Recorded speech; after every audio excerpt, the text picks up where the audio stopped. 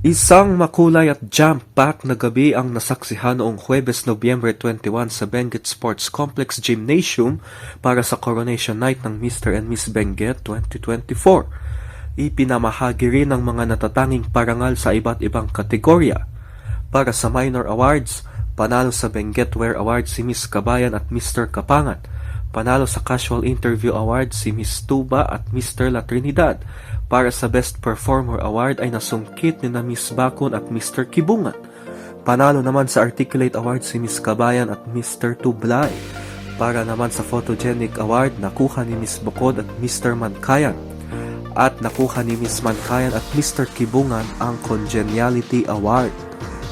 Para naman sa Special Awards, nakuha ni Miss Sablan at Mr. Atok ang Flair and Finesse Award. Nakuha ni Miss La Trinidad at Mr. Bukod ang Alluring Personal Award. Para sa Queen and King of the Rap, nakuha ito ni na Miss Itogon at Mr. Tuba. Para sa Winsome Smile Award naman, nakuha ni Miss Tublay at Mr. Sablan.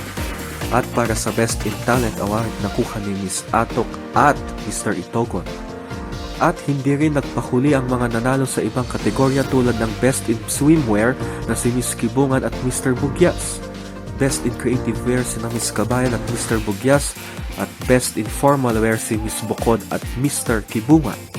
Bukod dito, tumanggap din ng mga espesyal na parangal ang mga nanalo sa Talk and Text Texter's Choice Award, Social Media Favorite Award at Face of Beauty Lunch Hair and Nails Award na nagpakita ng kanilang ganda at talino sa iba't ibang aspeto.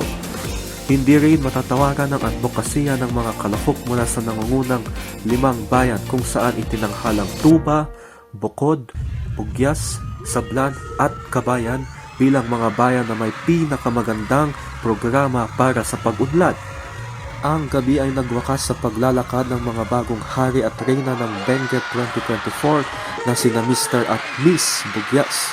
Tanga ng kanilang mga korona at parangal bilang simbolo ng kanilang tagumpay. Michael Dad para sa Herald Express, Balita!